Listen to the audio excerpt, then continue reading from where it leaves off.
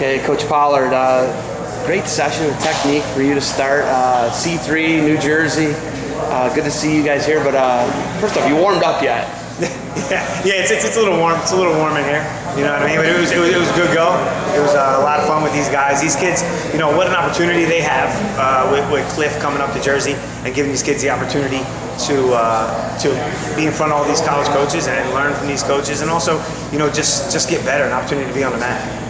You look at you guys, obviously recruiting New Jersey is like huge for you. East Coast, huge for you. You guys, you got an Oregon guy on your team, don't you? Yeah, I was like, how did that happen? You got an Oregon guy on the team.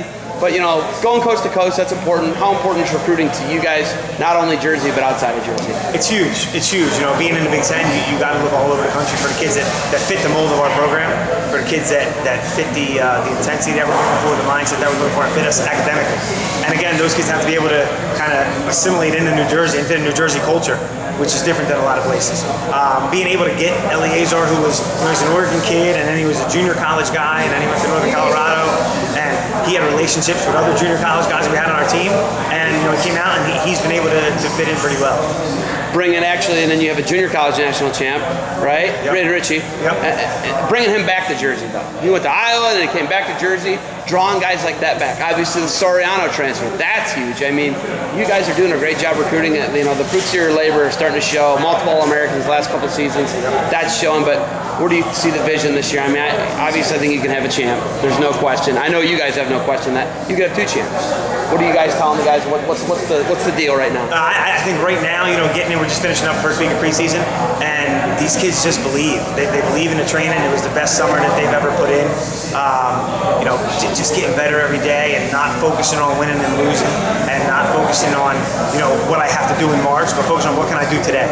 You know, focusing on how can I get better today. And these guys have all bought in. You know, we have a team full of guys now that believe in the culture, they believe in the mindset, they believe in the system that the staff has put in place, and they're ready to win. You know, they know I don't have to wait to win. I don't need to be an upperclassman to win. I can jump in and win right away. And I got some of the best training partners in the country, and one of the best schedules in the country. You know, with our home schedule, you know, Jersey is excited. Jersey's excited for Iowa at home, Penn State at home, Ohio State at home, Minnesota at home, Maryland at Yankee Stadium on November 4th. So, you know, it doesn't get much better than that. And these kids are excited for the challenge. You know, that Yankee Stadium one, that's huge, man. I mean, that's the mecca of stadiums. I mean, 27 world champions, the greatest franchise of franchises in all of sports, right? And I'm an Indians guy, and I have a hard time admitting that, but it's a fact. Yes. It's, you know, it's black and white, it's there, it's numbers. Going there, getting that whole thing, how huge is that promotion-wise, and what does that do to you guys in this whole tri-state area? It's tremendous for us. You know, what exposure for our program, what exposure for our kids, for our university. You know, last year we had the stadium match at Princeton, almost 17,000 people. You know, unbelievable job of the marketing teams and the programs getting all these people excited about it. And then a great product on the mat, and now we get to go to Yankee Stadium. You know, every little kids in this area grow up just wanting to go to a game there, and now you get to compete on that field. And the fan base for not just Rutgers, but for the state of New Jersey wrestling and the tri-state area is just fired up to be able to go there, and like you said, into the mecca of college sports, and have an opportunity to watch wrestling grow there, not just baseball and football. There's challenges to these outdoor duels. Apparently you and Iowa got it figured out. You, Iowa, Princeton, and Oklahoma State have the weather thing figured out. You're dialed up some good weather for both matches. Both outdoor duels have been excellent weather. Yeah. What's the contingency plan for, hey man, it's raining today, Yankee Stadium, and it's a typical East Coast 50-degree, 45-degree day, it's rain, what do you do? Yep, and that's what the Yankees are figuring out now. They've done all the logistics with our recreation teams and with all our higher ups in the administration, and they've come up with a couple of plans in terms of what they want to do and if they have to switch it, what they want. But you know, the plan is, you know, Goodell made a great deal with whoever he did for the weather last year, and he's counting on that same deal now. So Goodell he finds a way of getting things done. So I have a feeling it's going to be all right. Day of that duel, I'm driving to Edinburgh versus Lehigh. I drive through a snowstorm, right? I'm like, Edinburgh, right? So I'm driving and I'm like, there's no way they're having that duel today, right? We're different corners of the state, basically, right? Yep. I'm in Northwest PA, and you guys are, you know, down by the border, you know, obviously southeast PA. I'm like, this can't happen. You guys get perfect weather, great crowd. 70 degrees, beautiful weather. 8 hours later, it's snowing during the Rutgers football game that night. 8 hours later, snow. Wild, right? Wrestling gods. Point blank, September, 16th, mid-September, what are you looking for in this room out of a kid? In this, it's what I talked about when I was teaching. It's the effort of a kid, and it's the open mind of a kid wanting to get better. You're not just here to show the coach that you can win every go when you go live. That's great. The competitiveness is great. But what are you really here for? Are you here to improve as a person? Are you here to improve as a wrestler? And how much better do you want to get? Are you limiting yourself?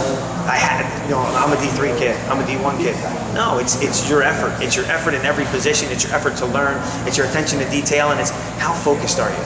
Are you really focused on the task at hand, or are you looking around? Where's the next drink? Who's taking a break? What coach is looking at me? If you're dialed in and able to have that focus, that's really important. Is Rutgers ready to kick the door down? Are you ready to be a 4, 5, 6 All-American type team? Obviously double-digit dual wins. Are you guys ready to be there in the hunt for a trophy? In our minds, that's what we train for every day. That's what we train for. We don't train to have one All-American. We don't train to have 2 All-Americans. We don't see a streak going there. We see putting guys on the podium every day and guys working towards wrestling to the best of their ability. And if they're wrestling to the best and they're putting that effort in, there's going to be guys that are going to achieve their goals at the end of the year. Soriano right away. Do we see him? When's the first time we'll see him in a Scarlet Knight singlet? We're probably going to do. We're thinking about now doing some wrestle-offs. So that we would can see him then. So that would probably be the first time.